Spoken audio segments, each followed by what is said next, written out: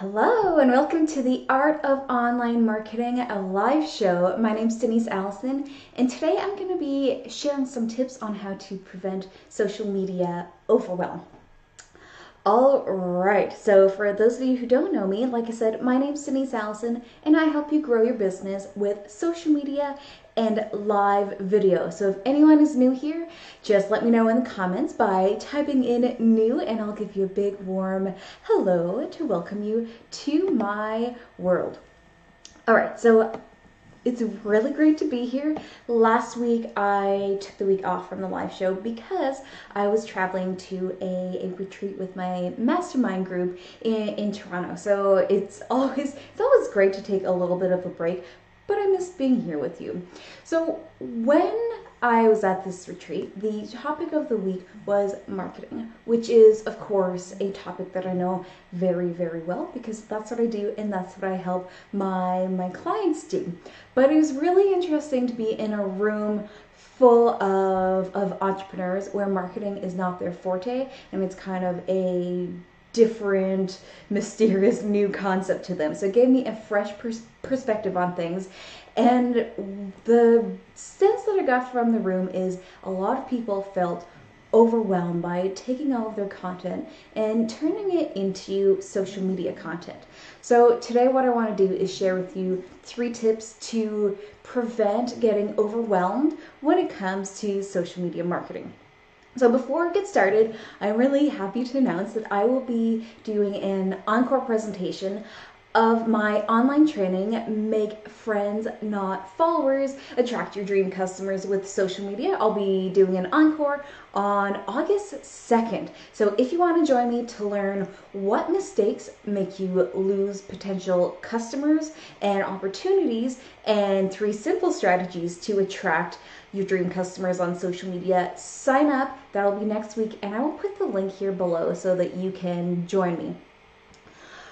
Okay, so getting into it. So like I said, this was our biannual retreat, and we were up in Ontario, close to Toronto. So the 3 tips that I have for you today are, number 1, done is better than perfect. So one of the struggles I see entrepreneurs having is they don't know what to say, they don't know where to start, and they take a piece of content and they work on it. And they work on it they might work on it for days, they might work on it for months, or they might work on it for like half a year and then finally put that out there. And the thing that happens here is that you are spending all of your time working on that one piece of content to make it perfect, but the rest of the time you have no other content going out. So it really is important to be showing up on a regular basis when it comes to social media and engaging and interacting with your audience. So you don't want to just put anything out there, but you don't want to spend so much time on a piece to make it perfect because, you know, no matter what, it's never going to be perfect. It's never going to be perfect in your eyes, and it's not going to be perfect in the eyes of everybody. So you need to do the best that you can, get your content out there, and then get a sense of how your ideal customers reacted to it. So if they really liked it and they found it relevant and they're engaged with it, that's great. Take that and continue to create content on that same line. If it kind of fell flat, there's 2 things that might be happening. One is that if you don't have a ton of social media followers, or your followers aren't used to you asking them to engage, they might just not have engaged with that. So you want to make sure that your audience can see that, because we know that only about, on average, 2% of your followers actually see your content. So come up with new creative ways to share this piece of content with them. The other thing might be is that maybe it's not relevant to your ideal customers. So take that with a grain of salt and go back to the drawing board and see how you can make this piece really, really relevant to the people that you want to help. So the important thing is to just start getting things out there and then you learn from that.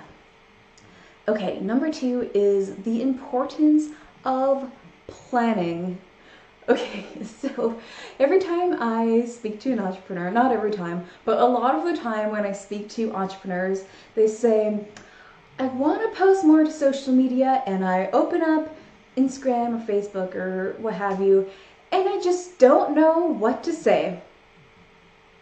So there's just way too many businesses out there who are winging it when it comes to their marketing. They're like, oh, I haven't posted anything in a few days, so I better post something. And then they open up a social media app and they're like, what should I say? It's time to say something, but I don't know. I'm drawing blanks here. But you really need to have a plan. Otherwise, that is going to happen every single time. So, I mean, it's great to be like, oh, I got to post something, but you really want your marketing to be in line with what is happening, and you really want to have a plan for that. So you don't want to just wing it every single time you open up a social media app. When you open up that app, I want you to already know what you are going to say. So in social media marketing, you have a two-part goal. The first is always to connect with your audience, build relationships, and share some valuable content with them. And the second part is to help them understand how you can help them with some powerful calls to action. So, for example, in my business right now, I have this online training going on, Make Friends, Not Followers. So in this video, I'm going to share some valuable content with you, but I'm also going to make sure that you know that this training is happening, because that is the next step that I want you to take so that I can teach you more about social media. So you need to have those next things in mind and know what your calls to action are going to be. You also need to plan out your content calendar with those different initiatives in mind. So if you are having a course coming up, you want to make sure that all of the social media leading up to that is pushing your audience in that direction. Okay, so planning does really go a long way in making sure that you are getting the right message out there and you're not just randomly posting things like, this is what I did today, or I went to this meeting, or look, I'm at the beach. You really need to share something that's valuable to your audience, but also that is moving them into the next place that you want them to be. Okay, and number 3 is consistency trumps all. And I mean Trump in the good way, not the presidential way. So marketing is about relationship building, and you really can't build relationships if you are not present. You need to show up regularly to build those relationships with your audience.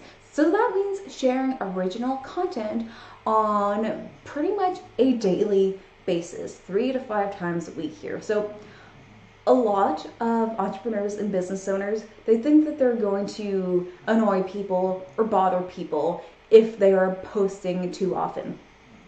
But that really is not an issue that anyone I know has. So because of this algorithm, on average, about 2% of your followers see your posts. So that's a Facebook number. Instagram is probably about 6%. But on average, you have 2 to 6% of your followers seeing your post. So if you have 1,000 followers, you'll have 20 people see that post or 60 people see that post. Is really a low number. So the more you can get people engaged with your content, the higher that number goes, so the better off you are. But being so visible that you're bothering people is not an issue that most people have. Even the biggest internet marketers aren't known by everyone, and people aren't consistently seeing your posts.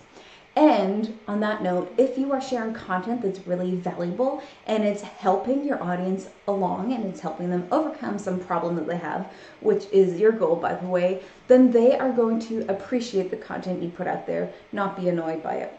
Yeah, there's always those people who put out a lot of content and you feel annoyed by it, but it might be that they're not sharing value with you, or it might be that they're not the right fit for you and they don't jive with you. So if you've had that experience where you are annoyed by somebody on social media, keep those 2 things in mind. Okay, so those are the 3 tips that I have for you to prevent social media overwhelm. So 1, done is better than perfect. 2, planning goes a long way. And 3, consistency trumps all. So those are the 3 things I want you to keep in mind when you are starting to ramp up your social media marketing.